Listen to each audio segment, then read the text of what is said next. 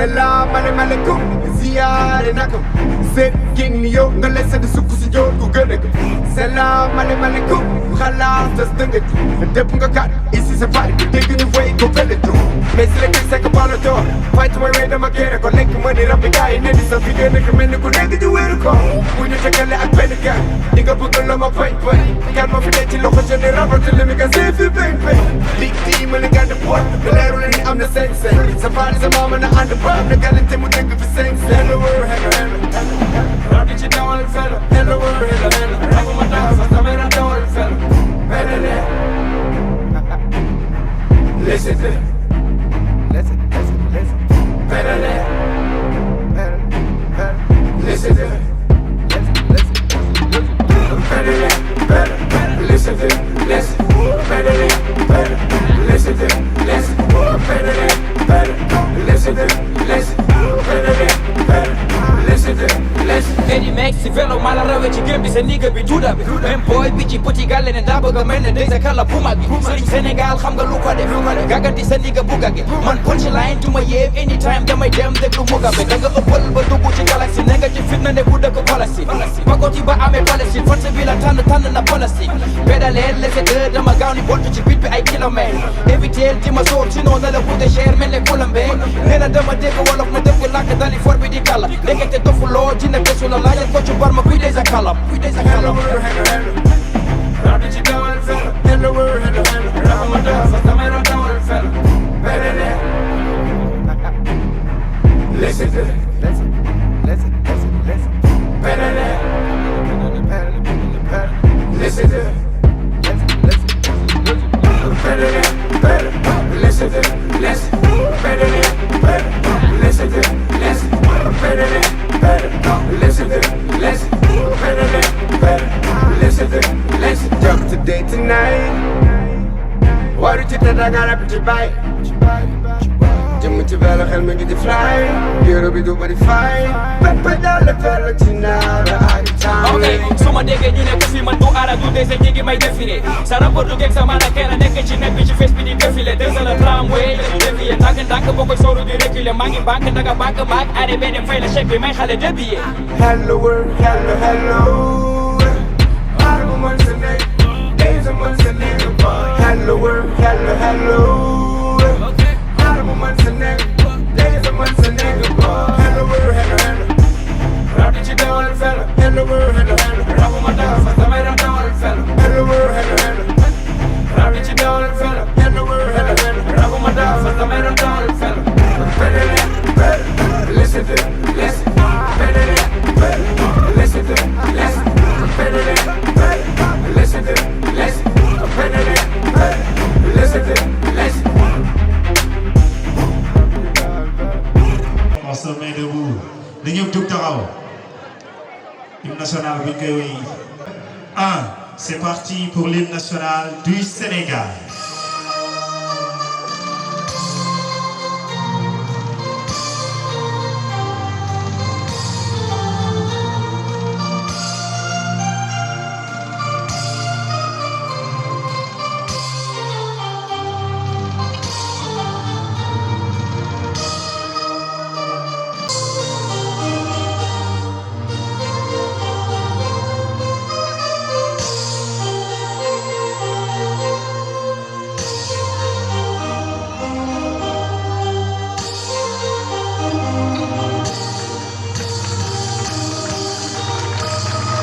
Voilà, merci beaucoup.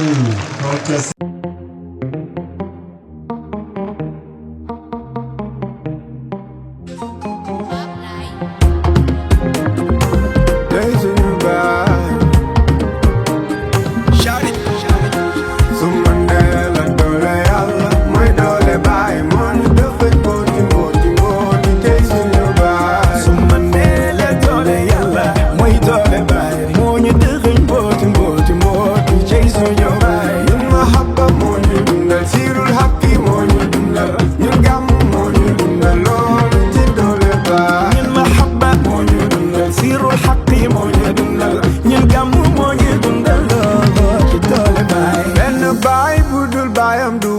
jàngal na baay te ndaw la taalif téere ba jomal naay juddam te tay bala matal Cheikhul Islam su ma leen waxoon min ka fim ñu jële ba ñu waxee du ñu jàll bàyyi seen ñu jàll leen foog ni dañuy sant bàyyi seen ñu muram xamal nañu yàlla xamal nañ ko ràññee ngala bu ñu fi bàyyi ko ñu ma bàyyi bàyyi su ma nee la doole yàlla mooy doole bàyyi moo ñu dëxëj mbooti mbooti mbooti tey suñu bàyyi su ma nee la doole yàlla mooy doole bàyyi moo ñu dëxëj mbooti mbooti mbooti tey suñu bàyyi ñun mahabba moo ñu dundal sirul haqi moo ñu dundal ñun gàmm moo ñu dundal loolu ci doole bàyyi ñun mahabba moo ñu dundal sirul haqi moo ñu dundal ñun gàmm moo ñu dundal loolu ci doole bàyyi ku mel ni Baye Niass amul fii laa taxaw àdduna amul ku ko xamul woo ci lii laa taxaw ku baax ba mel ni Baye amul fii laa taxaw bañuñu ko dañ koo xamul woo lii laa taxaw dama ni la Baye moo yëgul dooleem ci yàlla la ko teg te loo mënti teg ci loxo Baye Niass ci loxo yàlla nga ko teg te looloy dëgg tànneefu yàlla bi looloy dëgg coobare yàlla bi looloy dëgg maatayu yàlla bi looloy dëgg Baye mooy dëgg la doole yàlla mooy doole Baye moo ñu dëxëj mbooti mbooti mbooti tey suñu Baye su ma nee la doole yàlla mooy doole Baye moo ñu dëxëj mbooti mbooti mbooti tey suñu Baye ñun mahabba moo ñu dundal sirul haqi moo ñu dundal ñun gàmm moo ñu dundal loolu ci doole Baye ñun mahabba moo ñu dundal sirul haqi moo ñu dundal ñun gàmm moo ñu dundal loolu ci doole Baye gàcce nga laama taalibe Baye ndax yéen a jël bi ku bàyyi di sa bàyyi fa ngay rawe ku dul bàyyi di suñu bàyyi te lu dul bàyyi dañ koy bàyyi sama mbay amul bàyyi sam ko rek ma ne ku dul bàyyi di suñu bàyyi te lu dul bàyyi dañ koy bàyyi sama mbay amul bàyyi sam ko rek ma ne ku dul bàyyi di suñu bàyyi te lu dul bàyyi dañ koy bàyyi mam mbay amul bàyyi sam ko rek lu waay mën a yore dina am lu la dese La grande finale entre cette école et Cheikh Baba Sow.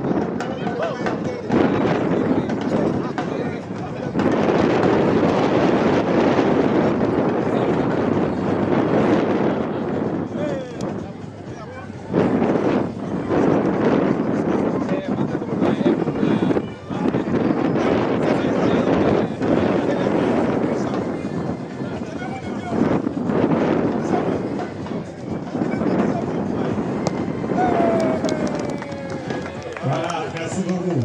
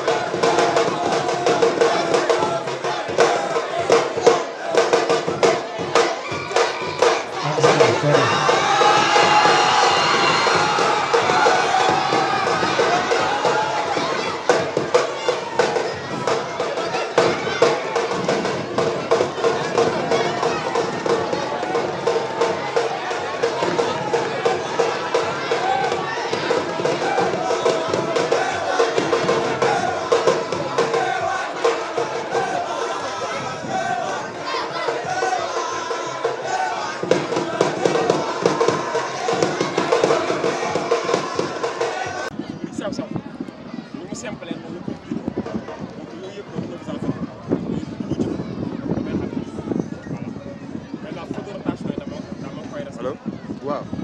ok faute de conduite aussi dama koy respecté. d'accord waaw day am expulsion pénalité. d'accord waaw. saaga du ma ko dégg dégg ko tàmmal. xale yi d'accord bañ a nangam daay dóor mu ni cox daay. jël naa si kaw waaw. waaw. da ngay jël da ngay sangu comme ni su amee football. ah.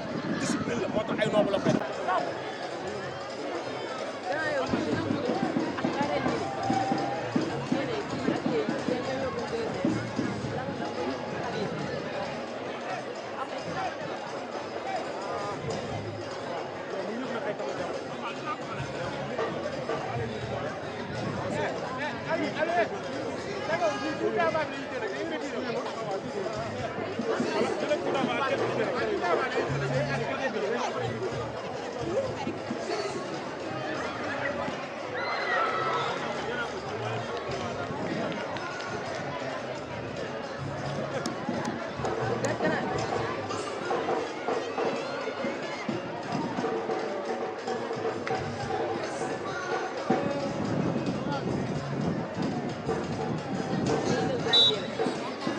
waaw li la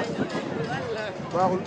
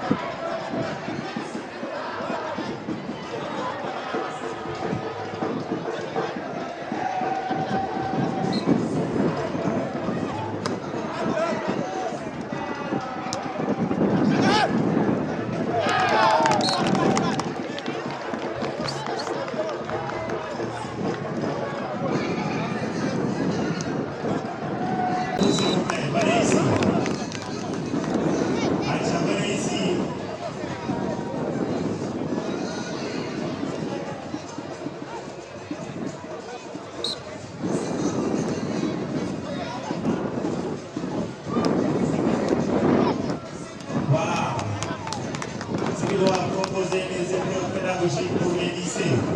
Allez, venez s'il vous plaît. Aïcha Wakal, venez de cheveux. Comment vous savez les cheveux faire? Voilà. Donc, pour les lycées, ceux qui doivent composer en maths et en français. Aïcha. Nous s'il vous plaît.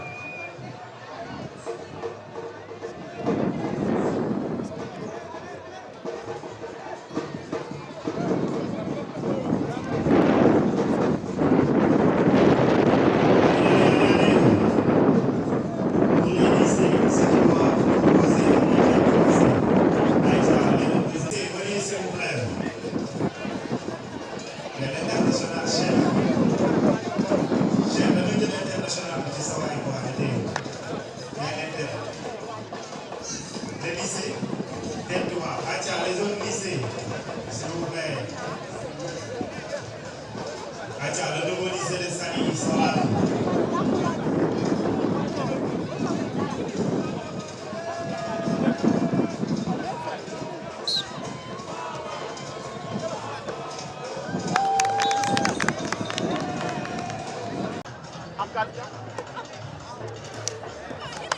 waxtaan leen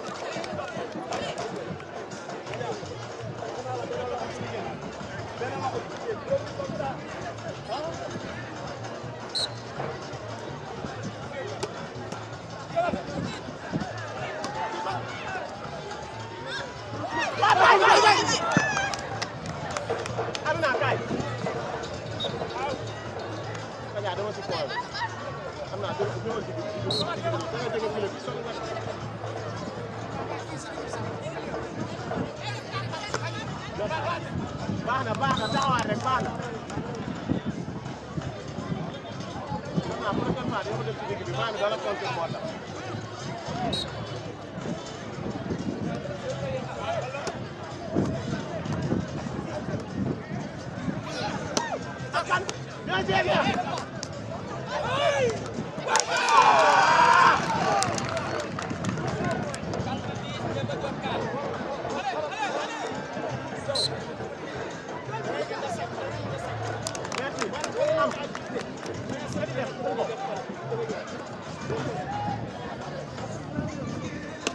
Bon, c'est Mafal Wade, je suis le président de l'Olympique Football Club de Mbour, en même temps éducateur de football. Donc cette journée-là, damay sawar wax ci li tax ma sawar wax ci boy ki ko organisé sama doom la man maa ko ngénte mu nekk xale bu ambitieux, très discipliné et qui veut avancer aussi également. Parce que dama koy wax toujours suñu xale yi ne leen bu jàng jotee dem leen ngeen jàngi, bu taxawal dara jotee na ngeen taxawal dara. lépp lu ngeen taxal aussi na ànd ak dëggu bu ko defee bu ëllëgee kenn du leen jam te moom ci lancé boobu la nekk dañ koy encourager parce que journée yu mel nii je pense que toutes les autorités war nañ ci teg seen loxo parce que lii mooy développer sport ku ne xam ne IASI moom moo nekkoon sport scolaire bi nga xam ne moo gënoon mag tey bu ñu amee yeneen activité IASI xaw a sooxe activités yu mel ni ñëw ci moom mu initié ko ak ay partenaires am je pense que état bi non seulement war nañ ci jàpp mais la commune de Mbour ak toutes les autorités de Mbour war nañ ci jàpp donc li ñuy wax ne doomu ñay doo ko ñaanal rëy da nga koy ñaanal gudd fan ñun ñu ngi koy ñaanal mu gudd fan parce que xam naa ne bu guddee fan dina defal Mbour loo xam ne nii ñëpp dinañ ci mën a bénéficier wu. ñi ngi remercier ñëpp yéen aussi di leen remercier waa Arrêt TV ci seen présence merci à tout le monde. waaw comme grand Mafal ni mu ko waxee tout à l'heure dañuy wax rek ni Educafoot moom ak li nga xam mooy seen concept bi jàng sport may wax rek Akhlou Brick membre la ci ambassadeur la ci moo tax c'est pas la première fois ñuy représenter li nga xamante ne mooy Educafoot ci activité yu di mel diligenté par le président Alassane Gueye mi nga xamante ni il n'a ménagé aucun effort pour la réussite de cet événement mu nekk une personne très dévouée une personne très engagée à travers ci côté li nga xamante ni moom mooy jeunesse bi te lii la àdduna lii la Sénégal soxla lii la doomu aadama soxla ci diggante moromam ak doomu aadama essayer nooy tàggatee jeunes yi en matière de sport parce que latin yi dañ koy wax mens sana in corpore sano, c'est un esprit sain dans un corps sain. Cependant on a besoin de faire du sport en même temps boole ko ak li nga xamante ni tamit mooy jàng parce que booy jàng te tàggatoo li nga xamante ni mooy sa yaram di nga am benn faiblesse de réflexion daf lay yóbbu ci ay manquement daf lay yóbbu nga manqué nekk leadership daf lay yóbbu nga ñàkk a nekk un dirigeant et cetera donc tey sport dafa nekk loo xamante ni lu baax la et que initiative bi nekk na lu ñuy rafetlu di ci remercier le grand aussi Roland li nga xamante ni mooy Calvez li nga xamante ni moom moo nekk li nga xamante ni les français yi représenté li nga xam mooy Educafoot ñu ngi leen di remercier bu baax di xam ne Akhlou Brick à tout moment buñ ko soxlaa parce que lii yëfam la moo tax ñu taxawee ci en tant que ambassadeur incha allahu rabbi te dina gën a nice merci encore une fois c'est ça. asalaamaaleykum di leen jaajëfal di leen wax ni que ni c'est un très grand plaisir ñu teew ci finale bi nga xamante ni suñu frère suñu mag moo ko organisé muy Alassane donc mu nekk nit koo xamante ne nit ku bokk ci ñun la waaw franchement moom bësam suñu bës la donc bu xewlee dañuy teew waaw mu nekk nit ku baax nit koo xamante ne mën naa ne Mbour gi ñëpp a ko bëgg donc dañ koy encouragé di ko dolli courage aussi mu gën a continuer ci lancé bi mu nekk nii di ko xamal ni ko ni lancé bu baax la waaw mu ngi aider jeunes yi nekk fii nii waaw donc parce que li yombul ci Mbour quoi donc dañ koy gën a ñaax mu gën a góorgóorlu waaw di ko ñaanal yàlla affaire yi dem kanam ba mu mottali ay projet am donc loolu lañ koy ñaanal jaajëf waay.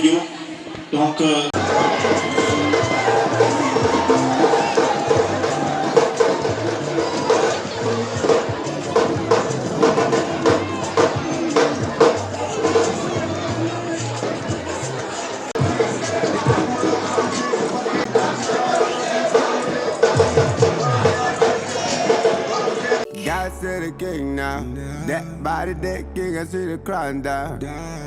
D'accord rap man naa ko may sound Sénégal ñëpp seere nañ ni maa ko mën na maa ko ëpp doole boo meree ma naan juice du niveau classe bi rek moo ñuy boole demal nga yem dum sa mboolem toogal mbay jox ma passeport ma tëddi ma yóbbaale ko Paris yeah triple F demal fay sa bori jox ma bippe ne ku bari credit bippe ku bari credit bi lay baba pare oh ready du ci manam ba toogu balo naa ko def effet doyoon na pour ma news ko daloo ci power alamu la ma delloo du dee ñi naan la baaba mën nga du dëgg dañuy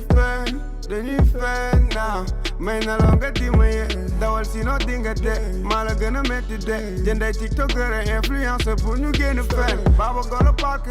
looy mbubu dem nga France tilim nga booy ba nga juddu ñu lay woo ni boy tilim nga del baaf du yama woo ci paaf lu tax sa fi di raaf jàpp sukki laaf teg ci diwlin saaf def la nit ñi def nag fees la jël tampon bi taaw dem la poson pour bul dëj bi jàllee ma delloo la dose Baba añoo tey laa la doon xaar pour def la soos teg la digg jiwee naan la génn leen ñu noos aram daba ay lyrics yu pauvre ban botte moom be sama côté day ko wallu la dem wote wallaay mbay di nga encaissé sama xel dal mel ni ku julli gee yoro garab wolof ngay fajo booy tiit dee sama discours bi dama koy woyaale classe bi tax na sa gang dem di woyaani danga leb sa billet business dem Paris mën nga ko jënd teene tabax gàlle bari coow gàkka bari wax ñi lay jàppale tam dañu bari wax Girls is the king now Girls is the king now Girls is the king now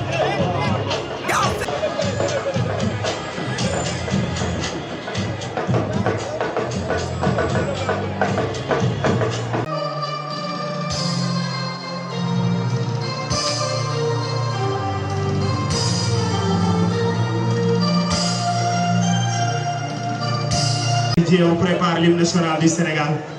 S'il vous plaît, on se met tous debout. On va chanter l'hymne national du Sénégal ensemble. Aïcha na ñëpp jug taxaw ñu wéyandoo.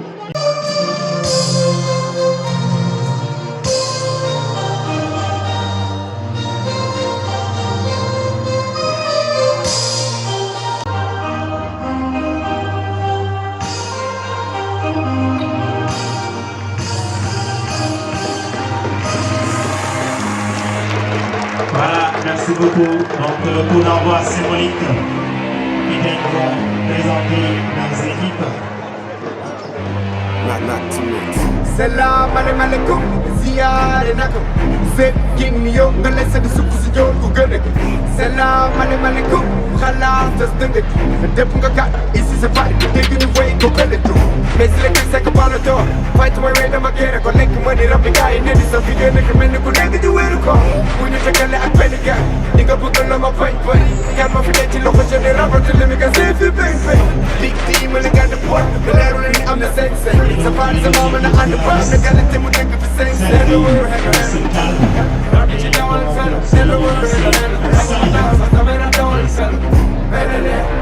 demu wër waay laissez-le bal ma nga war benene laissez-le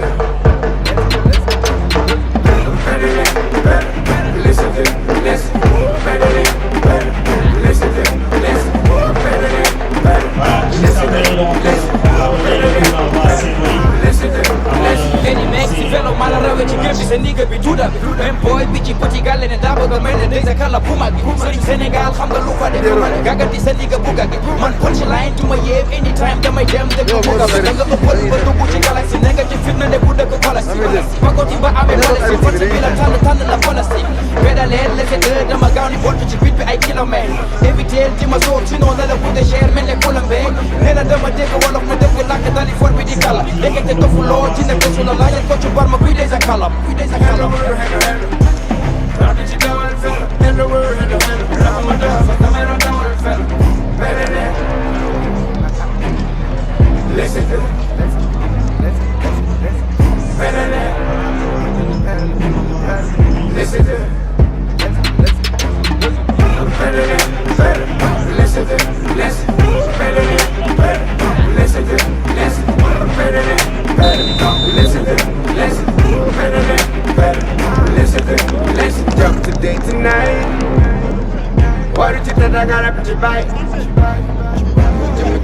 Cérémonie de clôture de cette année,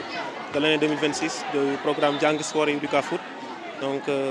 ce programme-là a été initié par l'association ACA, de base ACA France. C'est par la suite qu'on a eu à créer l'association ACA Sen, un démembrement de ACA France au Sénégal, piloté par moi-même qui suis le président Alassane Gueye. Donc l'objet qui nous a poussé à faire ça dans les établissements, c'est tout simplement de renforcer le sport scolaire, essayer d'insérer les jeunes des valeurs olympiques, mais aussi de les doter des infrastructures sportives afin qu'ils puissent mieux pratiquer le sport scolaire.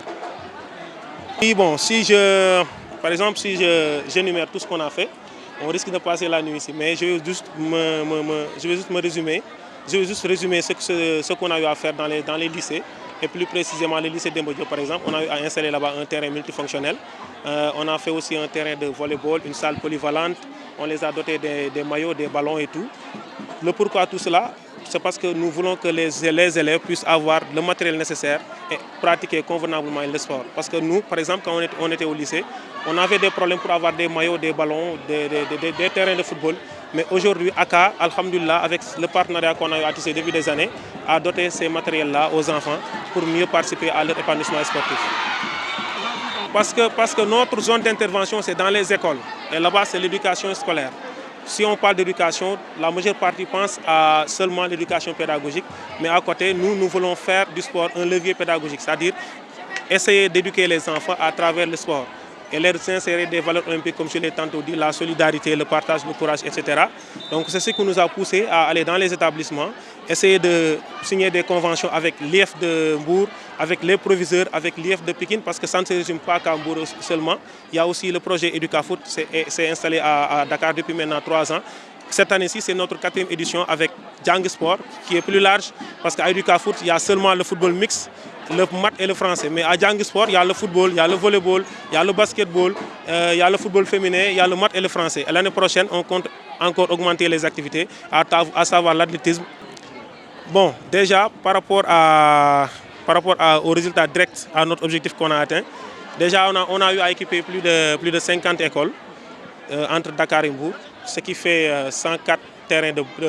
un plateau sportif de football installé. On a équipé aussi la pouponnière de Mbour. Donc on a doté des maillots, comme je t'ai dit, aux écoles. Par exemple, des équipements de plus de 1000 équipements. Donc notre satisfaction, pour le moment, on n'est pas encore satisfait. Parce que notre ambition dépasse ce que nous avons déjà fait. Mais ce que nous avons eu comme satisfaction, c'est le fait d'être encouragés par des gens comme le cas des IF, comme le cas du coach Moufal qui est là, comme le cas d'Akhloubrik, comme le cas aussi des mécènes, à savoir la CETER, la CFAO, le Stade Bressois. Donc on est satisfait d'avoir ces partenaires internationaux-là qui nous soutiennent. Bon, nous appelons aussi aux partenaires, aux mécénats qui sont ici au Sénégal, à venir nous appuyer parce que ce programme-là, on veut vraiment que ça soit labellisé par le ministère de l'Éducation nationale et comme ça on pourra toucher tout. Nous voulons nous bu baax di leen jaajëfal di kontaan bu baax seen teewaay ci fii ci Stade Caroline Faye. Donc maa ngi tudd Alassane Gueye nekk président ACA Sen. ACA nag moo nekk association bi nga xamante ni moom moo indi projet bi au Sénégal. Après ñun ñu créé beneen ACA bu nekk Sénégal fii nekk président yi continuer li nga xamante ni mooy installation am. Suñuy zone d'intervention nag fi nga xamante ni foofu la ñuy gën a nekk ñun mooy ci école yi. Pourquoi ci école yi parce que dañu toog ñu gis ni école yi dañu manqué woon trop ay jumtukaay yoo xamante ni moo leen di permettre pour ñu mën a def li nga xamante ni mooy sport bi. Donc si lañ ñëw ñun ñu jàppale leen ci ay camp ay filet ay bal ay maillot lépp ngir ñoom ñu mën a def sport li nga xamante ni mooy convenablement à travers ñaari programme muy Educa Foot ak Jàng Sport. waaw xam nga boo duggee ci école bi rek boo nee école nga dem rek dañuy yaakaar ni njàng kese moo fa am te xam nañ ni tamit njàng mooy priorité bi foofu mais ñun dañ fa dugal sport bi pour jàngale xale yi jaarale ko ci sport. mooy lan ñu jàngal leen déjà li nga xamante ni ñoom moom leen fa tax a jóg mais aussi ñu jàllale fa sport pour jàngal leen li nga xamante ni moo tax sport jóg li comme les valeurs olympiques par exemple ñu mën a muñalante seen biir ñu mën a partager seen biir ñu mën a am courage ñu mën a am fair play surtout donc loolu bokk na ci ay valeurs yi nga xamante ni ñu ngi koy yóbbu ci école yi di ci ànd ak xale yi ak seen enseignants yi seen professeurs yi seen encadrants yi en quelque sorte pour ñu mën ko réussir. Déjà actuellement fii ci Mbour rek ñu ngi fi ak 6 lycées dans le département de Mbour ñu ngi à Pikine aussi mais aussi ñu ngi à Mbour ba tey dans le cadre de EducaFoot mais jàngi sport 6 lycées la bëgg nañ aussi mu gën a yaatu ndax am nañ ay appels yoo xamante ni ay IEF ñu ngi woo de la part et d'autres ñu ngi woo fu ne pour ñun ñu indi projet bi foofu noonu donc ñun nag ñu ngi bëgg lool ministère teg ñu loxo pour que ñun aussi ñu mën a collaborer ensemble mën a yaatal projet bi ndax projet bi ñoom mën naa ni élèves yi ñoo si gën a jariñu ko ñun ndax ñun liñ si intéressé mooy faire plaisir aux enfants donc ñun loolu rek moo ci suñu mission comme nag ministère bi nga xamante ni moom moo nekk ci chargé wu pour bégal xale yi ci loolu muy le ministère de l'éducation nationale d'ailleurs il nous avait reçu monsieur Guirassy par le biais de Moussa Dia donc ñu ngi leen di ñaan ñu labelliser projet bi ba mu gën a yaatu ba Sénégal gépp mën ci gis seen bopp incha allah rabbi jërëjëf merci beaucoup. Deyza Akhlou Brick, un des membres leaders de Akhlou Brick. Alors, comme Alassane l'a si bien dit,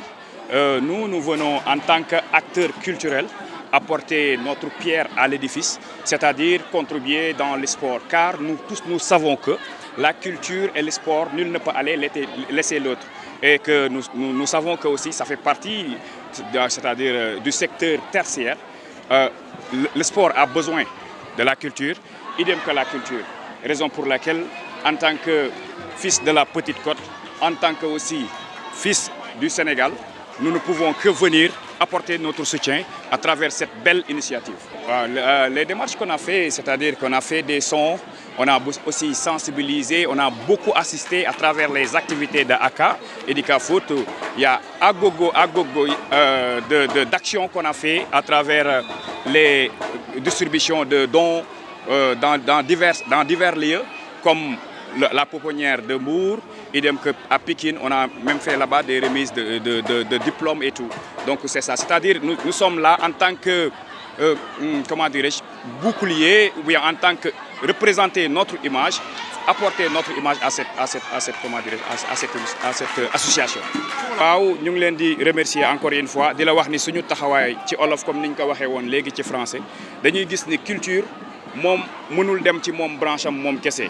culture bu ñu ko boolee dafa bokk ci secteur tertiaire te quand on dit secteur tertiaire bu ñu ko waxee rek mooy tourisme mooy culture ak sport donc ñu xam ni bu ñu combiner ñun ñooñu kii am qualité am kii am quantité am dinañ am bi nga xamante ni moom mooy benn réussite totale pour mën a jaay li nga xamante ni mooy suñu dëkk jaay li nga xamante ni mooy suñu valeur dëkk donc bi ñu gisee association bi ñu gis ci suñu bopp une image collée ak suñu bos ñu ne pourquoi pas ne pas ñu dem ci pour jàppale leen ci li nga xamante ni mooy ci bépp fànn. c'est ça dañ ci gën a dugal suñu loxo surtout bitim réew parce que tey suñuy plateforme li nga xamante ni moom mooy ci réseaux sociaux yi à travers suñu image jot nañu góorgóorlu ba ab moitié wala as tuut ci àdduna jot ñu xam donc lu ñu mën a def rek mooy présenter leen li nga xamante ni moom mooy suñu ginnaaw xale yi. ndaxte je peux dire sport lu am solo la sport dafay nekk loo xamante ne nii moom mooy élément fondamental de base ci côté nit ndax jàng limité wul kese si xel dañ koy jàngal. bët dañ koy jàngal nopp dañ koy jàngal ay cër tam dañ koy jàngal et que les latins ont dit mens sana in corpore sano un esprit sain c'est dans un corps sain donc tey sa xel sa yaram boo ko tàggatul sa xel mënul tàggat ñàkk a def sport dafay limiter sa réflexion donc kon xale yi nga xamante ni nii tey ñoom ñëpp ñu ngi jàng nekk ci classe yi nekkul ñëppay xëy rek nekk ay professeur wala médecin am na ñeneen ñoo xamante ni mën nañu rëcc tey nekk ay comment dire ay sportifs de haut niveau comme li ci mel ne Idrissa Gueye mi nga xamante ni tey doomu Mbour la représenté na dëkk bi dignement tey mu ngi dem ba ñu koy jënd au niveau international tey à l'heure actuelle mu ngi football Udinese ñu ngi koy ñaanal aussi mu dem ci yeneen club yoo xamante ni ñoo gën a mag ba représenté équipe nationale en tant que attaquant de pointe nekk un futur Alan donc tamit loolu ça sera une fierté mbouroise ak la fierté de tout le Sénégal donc loolu moom mooy suñu kii donc wasalaamaaleykum wa rahmatullah. D'abord c'est un très grand plaisir d'être là pour assister à la finale de la tournoi des c'est pas école de Mbour ou Dakar donc c'est un très grand plaisir donc pour mon frère Alassane Gueye qui m'a invité donc moi je lui souhaite pour son projet d'avancer beaucoup donc c'est une personne je peux dire c'est c'est mon frère en fait. Genre, c'est une personne que j'admire beaucoup, que j'aime, et moi je lui souhaite d'avancer beaucoup sur ce projet. Donc, c'est un boss. D'abord, on fait tout, donc, mais c'est Dieu qui décide après. Donc on attend que ce que Dieu nous réserve. Donc, du coup, donc on travaille. Comme li ma ko waxee rek Alassane suñu mag la suñu frère la suñu lépp la donc dafa nekk nit koo xamante ne donc mën nañ ne bu xewlee dañuy bàyyi lépp ñëw parce que nit la boo xamante ne mën naa ne Mbour gi ñëpp ko bëgg donc mu nekk nit koo xamante ne respecté na ñëpp donc dañ koy ñaanal rek loolu lañ am ci moom ñaanal ko que lii mu taxawal nii mu dem ba doon loo xamante ne tey jii nii li ñu représenté la waxuma Mbour rek mais ci Sénégal yëpp. Donc mu ngi jàppale jeunes yi mu ngi leen aider bu baax a baax donc dañ koy ñaanal mu gën ci avancer bu baax a baax di ko ñaanal yàlla sàmm ko waaw di ñaan yàlla aussi tamit yeneen pro génn Mbour donc loolu la ñuy ñaan donc mu nekk loo xamante ne donc dañ ci kontaan ñu teewal ko donc ci bés bii nii donc loolu la ñu koy ñaanal quoi. C'est Mafal Wade, je suis entraîneur de football. Et souvent, on m'appelle président Mafal. Je suis le premier vice-président des écoles de football du Sénégal, en même temps éducateur sportif.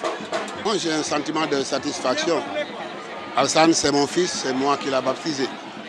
Je l'ai encadré à l'âge de 12 ans et je l'ai inculqué des valeurs éducationnelles qu'il est en train de répéter aujourd'hui. Donc, on est très satisfait de lui. Et ce projet vient en son heure, vu les exigences du football moderne.